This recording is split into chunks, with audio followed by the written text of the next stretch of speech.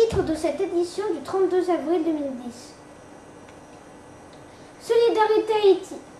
La bonne idée des Mélusiens, un concert de solidarité qui rapporte 800 000 € pour Haïti. Recherche. Un laboratoire poitevin a fait une découverte sensationnelle. L'ADN d'une fleur en plastique a pu être extrait à Poitiers. Les résultats scientifiques seront envoyés dans un laboratoire parisien afin d'avancer la recherche. Tempête. Une tempête a ravagé le canton. Aide aux sinistrés de la Mélusie. La Comcom débloque 999 millions d'euros.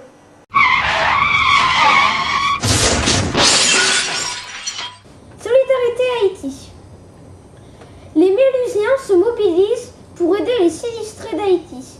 Un concert du cousin au 5e degré par alliance de Barack Obama a rapporté 800 000 €. Quelle bonne idée! Recherche. Les scientifiques avancent. L'ADN d'une fleur synthétique a pu être extrait à Poitiers. Nous avons rencontré en exclusivité mondiale Laurent Fillon, le directeur du laboratoire qui a fait la découverte. Au micro de Tom, notre envoyé spécial, Monsieur Fillon nous a fait partager sa découverte. Bonjour, aujourd'hui, Mélusie TV enquête sur le terrain et va à l'espace Madès France pour rencontrer Monsieur Laurent Fillon qui travaille sur un projet de fleurs en plastique. Pouvez-vous nous parler de l'école de l'ADN ? En quelques mots, l'école de l'ADN, c'est un espace où on va faire de la biologie, donc travailler dans les sciences du vivant, s'intéresser à la vie. Depuis combien d'années travaillez-vous dans la recherche ? Depuis une bonne quinzaine d'années maintenant. Vous venez d'extraire l'ADN d'une fleur en plastique. Avez-vous fait cette découverte par hasard ou étiez-vous sur une piste ? En recherche, il n'y a jamais vraiment de hasard en fait. Souvent, on va se poser des questions, poser des hypothèses, et puis avancer petit à petit, au fur et à mesure qu'on répond à ces hypothèses. Surtout, on regarde aussi un peu ce qui se fait ailleurs, parce qu'il y a plein d'autres équipes qui travaillent aussi sur les mêmes sujets. En quoi votre découverte est-elle importante pour la santé de l'homme ? En ce qui concerne la santé de l'homme et de cette découverte, on utilise actuellement beaucoup de molécules en pharmacie qui proviennent de plantes.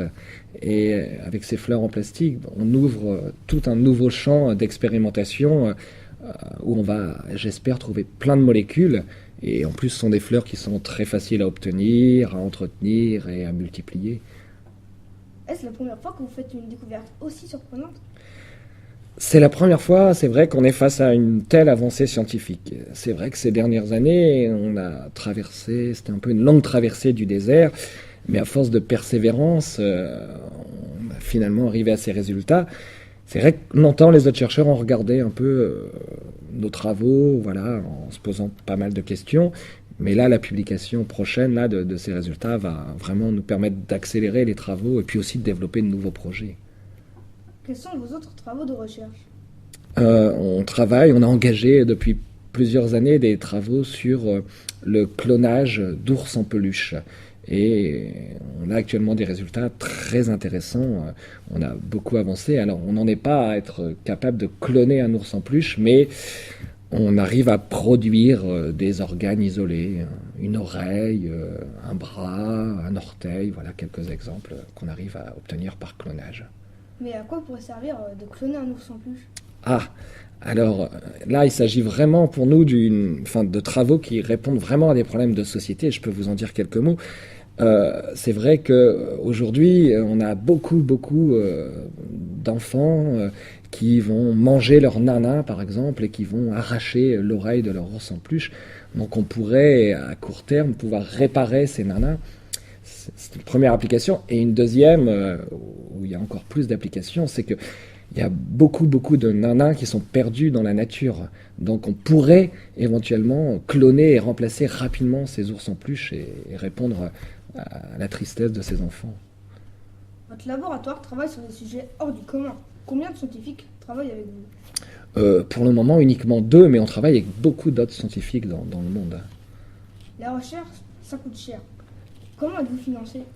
Alors on travaille avec de l'argent public, mais on a aussi beaucoup de partenaires privés sur le projet d'ours en peluche. On a la fondation Mon Doudou à moi qui nous accompagne sur ce projet depuis plusieurs années.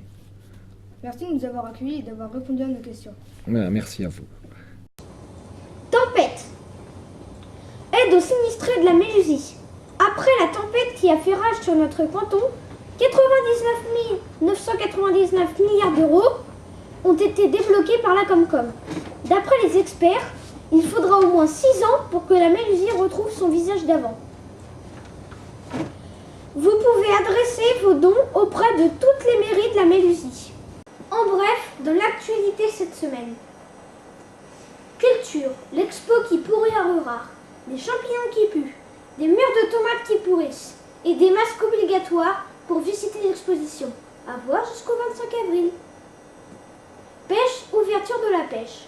Belle ouverture de la pêche au plan d'eau de Celles-lès-Vesco. 45 truites ont été lâchées pour le plus grand bonheur des pêcheurs. Enfin, fait divers.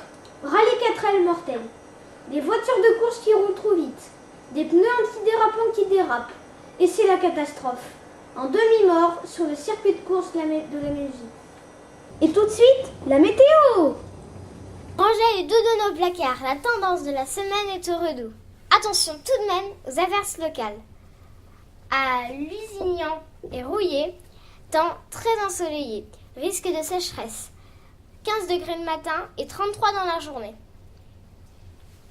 À Jasneuil, Celles-lès-Vesco, Ron et Saint-Sauvan, temps nuageux et quelques risques d'averses. Attention aux rafales de vent qui pourront atteindre 90 km/h, 0 degré le matin et 25 dans la journée. À Curzé-sur-Vaulne, temps mitigé, risque d'orage toute la journée. Le matin 20 degrés et 24 dans la journée. À Sensé, Cloué et Coulombier, beau soleil toute la journée. Les températures seront très fraîches. Le matin, un tout petit peu plus frais l'après-midi. On fêtera la Saint-Milou. Le soleil se lèvera à 12h24 et se couchera à 00h43. Bonne journée à tous. Merci pour cette météo. Au revoir et à bientôt.